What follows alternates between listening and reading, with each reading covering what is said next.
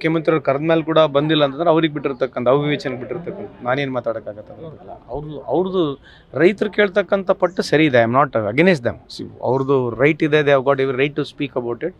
But ಈಗ ಮಾನ್ಯ ಮುಖ್ಯಮಂತ್ರಿ ಸಮಾಲೋಚನೆ ಮಾಡ್ತಾ ಇದ್ದಾರೆ. ಸ್ವಲ್ಪ ಕಾದು ನೋಡೋಣ ಏನಾಗುತ್ತೆ ಅಂತ ಕಾದು ನೋಡೋಣ. ಮತ್ತು 70 ವರ್ಷ ಅವ್ರು ಯಾಕೆ ಆಡಾಡಿದ್ರಂತಿದ್ದು ಜನಗಣಮನ ಯಾಕೆ ಆಡೋದಂತ ಅದರ ಮೀನಿಂಗ್ ಗೊತ್ತಿದೆ. ಜನಗಣಮನ ಅಂದರೆ ಕೇಳಿ ನೋಡಿ ಅವ್ರು ಜನಗಣಮನ ಅಂದರೆ ಅದು ಏನನ್ನ ಗೀತಿ ಅವ್ರಿಗೆ ಏನೇನು ಮೀನಿಂಗ್ ಇದೆ ನೀವೇ ಗೂಗಲ್ ಸರ್ಚ್ ಮಾಡಿ ನೋಡಿಬಿಡ್ರಿ ಮೀನಿಂಗ್ ಏನಿದೆ ಅದ್ರ ಜನಗಣಮನ ಅಂದ್ರೆ ಏನು. ಅಧಿನಾಯಕ ಜಯ, ಭಾರತ ಭಾಗ್ಯ ವಿಧಾತ, ಪಂಜಾಬ್ ಸಿಂಧು ಗುಜರಾತ್ ಇದರ ಏನಿದು ಇವೆಲ್ಲ ಏನಿವೆಲ್ಲ ಇದು ಅಂದ್ರೆ ಅರ್ಥ ಇವ್ರ ಐಡಿಯಾಲಜಿ ಬಿಟ್ರೆ ಇನ್ನೇನಿಲ್ಲ. ಅದೇ ವಿಶ್ವೇಶ್ವರ ಕಾಗೇರಿ ಸಾಹೇಬ್ರಿಗೆ ನನಗೆ ಭಾಳ ಗೌರವ ಇದೆ. ಇವ್ರು 60 ವರ್ಷದಿಂದ ಅದೇ ಸ್ಕೂಲಾಗಿ ಚಡ್ಡಿ ಹಾಕೊಂಡು ಹಾಡುಗಳು ಆಡೋದಲ್ಲ. ಅವಾಗ ಯಾಕೆ ಆಡ್ಬೇಕಾಗಿತ್ತು, ಇವಾಗ ಯಾಕೆ ಕೇಳ್ಬೇಕಂತೆ? ಇಷ್ಟು ವರ್ಷ ಬಿಟ್ಕೊಂಡು ಇವಾಗ ಯಾಕೆ ಕೇಳ್ಬೇಕಂತ? ಇವೆಲ್ಲ ಪಿಕ್ಚರ್ ನಡೀತೈತೆ ಇಂಥವೆಲ್ಲ ಹೇಳಿದ್ರೆ ಜಾಸ್ತಿ ಪಬ್ಲಿಸಿಟಿ ಸಿಗುತ್ತೆ ಅಂತ ಹೇಳೋದು ಬಿಟ್ಟರೆ ಬೇರೆ ಉದ್ದೇಶ ಏನಿದೆ? ಮತ್ತು ನೀವು ಯಾಕೆ ಆಡ್ಬೇಕಾಗಿತ್ತು ಅಂತ ಮತ್ತೆ ಇಷ್ಟು ದಿವಸ ಯಾಕೆ ಆಡೋದಂದ್ರೆ ಆಡಬಾರ್ದಾಗಿತ್ತು, ಮೊದಲೇ ಬೈಕಾಟ್ ಮಾಡಬೇಕಾಗಿತ್ತು. ಈಗ ಯಾಕೆ ಹೇಳ್ಬೇಕಂತವಲ್ಲ? ಈಗ ಪಿಕ್ಚರ್ ನಡೆಯೋಕತ್ತದ ಅಷ್ಟೇ. ಪಿಕ್ಚರ್ ನಡೆದಾಗೆಲ್ಲ ಹೇಳ್ಬಿಡೋದು, ಪಿಕ್ಚರ್ ನಿಂತ್ಕೊಂಡಾಗ ಎಲ್ಲ ಸುಮ್ಮನೆ ಇದ್ಬಿಡೋದು. ಇಷ್ಟೇ ಥರದಿತ್ತು ರೀ.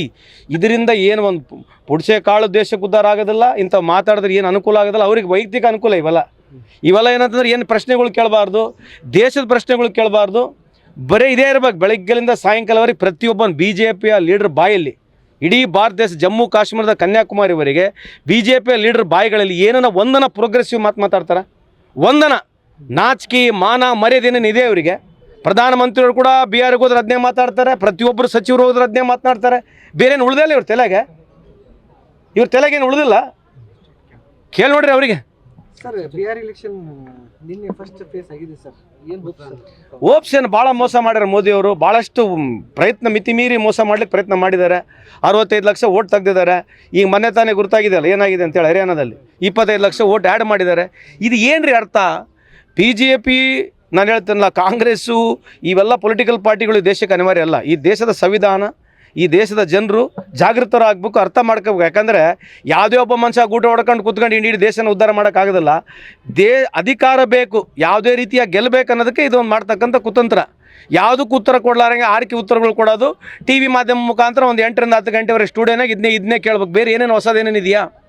ಪ್ರಧಾನಮಂತ್ರಿಯವ್ರದ್ದು ಏನೇನು ಹೊಸದಿದೆಯಾ? ಬಿಹಾರ್ನಲ್ಲಿ ಆಗಿರ್ತಕ್ಕಂಥ ಏನಿದೆ? ಈಗ ಆಲ್ರೆಡಿ ಎಲೆಕ್ಷನ್ಕಿಂತ ಮುಂಚೆ ಈಗೂ ಎಲೆಕ್ಷನ್ ನಡೀತಾ ಇದೆ. ಅವ್ರಿಗೆ ಅಕೌಂಟಿಗೆ ದುಡ್ಡು ಹೋಗ್ತಾ ಇದೆ. ಎಲೆಕ್ಷನ್ ಕಮಿಷನರ್ ಏನು ಮಾಡ್ತಾ ಇದ್ದಾರೆ? ಇದು violation of code of conduct ಅಲ್ಲ ಇದಕ್ಕೆ. ಇದ್ರಾಗ BJP ಒಪ್ತಾರಾ? ಅದು ಇದೆ ಅಲ್ರಿ, ಹೇಳಿ ತೋರಿಸಿದೀವಲ್ಲ. ಎರಡು ಬೂತ್ನಲ್ಲಿ ಇರ್ತಕ್ಕಂಥ ಒಬ್ಬ ಹೆಣ್ಮಗಳು ಬಂದು 225 ಬೂತಿಗೆ ಓಟ್ ಹಾಕಿರ್ತಕ್ಕಂಥ ಮಾಹಿತಿನೇ ಕೊಟ್ಟಿದ್ದೀವಲ್ಲ. ಡೆಲ್ಲಿಯಲ್ಲಿ ಮೊನ್ನೆ ಎಲೆಕ್ಷನ್ ನಲ್ಲಿ ವೋಟ್ ಹಾಕಿದವರು ಇವಾಗ ಬಿಹಾರದಲ್ಲಿ ಬಂದು ಎಲೆಕ್ಷನ್ ನಲ್ಲಿ ವೋಟ್ ಹಾಕ್ತಾರ. ಅದೇ ಕಾಮನ್ ಅಲ್ಲ ಅವ್ರಿಗಿರೋದು.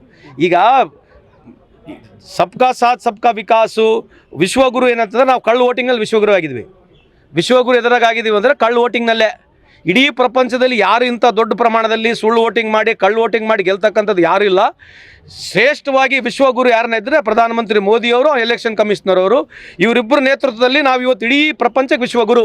ಕಳತನದಿಂದ ಮೋಸ ಮಾಡಿ ಜನರನ್ನ ಪ್ರಜಾಪ್ರಭುತ್ವ ಹಕ್ಕನ್ನು ಹೆಂಗೆ ಕಸ್ಕೊಂಡು ಗೆಲ್ಲಬೇಕು, ಚುನಾವಣೆ ಮೋಸ ಮಾಡ್ತಾರೆ. ಈಗ ಮೊನ್ನೆ ನೋಡಿ ಅಂಡಮಾನ್ ನಿಕೋಬಾರ್ನಲ್ಲಿ 75% ಸೀಟ್ಗಳು BJP ಗೆದ್ದಿದೆ. ಕಾರಣ ಏನಂತಂದರೆ ಎಲೆಕ್ಷನ್ ಕಮಿಷನರು ಅಲ್ಲಿ ಯಾವ ರೀತಿ ಎಲೆಕ್ಷನ್ ನಡೀತದೆ ಅಂತ ಮಾಹಿತಿನೇ ಕೊಟ್ಟಿಲ್ಲ ಅವರಿಗೆ. 75% ಇದು ಎಲ್ಲಿ ಮಾಹಿತಿನೇ ಬರೋದಿಲ್ಲ. 75% number of seats in Andaman Nicobar BJP ಗೆದ್ದುಬಿಟ್ಟಿದೆ. ಮೋರ್ಲೆಸ್ ಅನ್ಕಂಟೆಸ್ಟ್ ಆಗಿಬಿಟ್ಟಿದೆ. ಇದು ನಮ್ಮ ವಿಶ್ವಗುರು ಪರಿಣಾಮಗಳು. ಯಾಕೆ ನೀವು ಅಷ್ಟು ಪಾಪ್ಯುಲರ್ ಇದ್ದರೆ ಬೈರವಂಗೆ ಗೆಲ್ಲರಲ್ಲ ಚುನಾವಣೆಗಳನ್ನ? ಯಾಕೆ ಗೆಲ್ಲಕ್ಕಾಗ್ತಲ್ಲ ನಿಮಗೆ ಚುನಾವಣೆ? ಈ ರೀತಿ ಮೋಸ ಮಾಡಿ ಗೆಲ್ಲೋದಾಗ ಅರ್ಥ ಏನು? ಇದರಿಂದ ಏನು ಸಾಧನೆ ಏನಿದೆ?